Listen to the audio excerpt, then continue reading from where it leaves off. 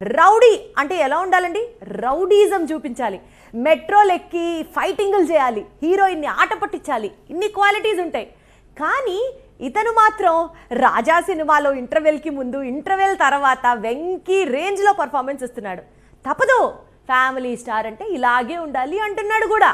స్టోరీలోకి వెళ్లే ముందు ఒకసారి లైగర్ రోజుల్లోకి వెళ్దాం. ఇది రౌడీ అంటే ఇలా ఉండాలి, రౌడీజం కనిపిస్తే మెరుపులు లేదా అరుపులు.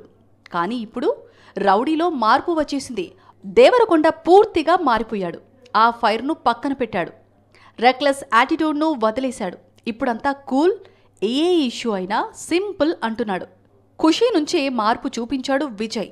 ఇప్పుడు ఫ్యామిలీ స్టార్, అది నెక్స్ట్ లెవెల్కు వెళ్ళింది.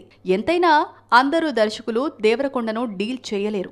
రౌడీ నుంచి ఫ్యాన్స్ ఏం కోరుకుంటున్నారో అలాంటి సినిమాలు తీయడంలో పరశురామ్ బెస్ట్. అందుకే గతంలో విజయ్కు గీతా గోవిందం లాంటి హిట్ ఇచ్చాడు. ఇప్పుడు ది ఫ్యామిలీ స్టార్తో విజయ్ను నెక్స్ట్ లెవెల్కు తీసుకువెళ్లేందుకు రెడీ అవుతున్నాడు. ఏప్రిల్ 5న ఈ సినిమా ప్రేక్షకుల ముందుకు వస్తోంది.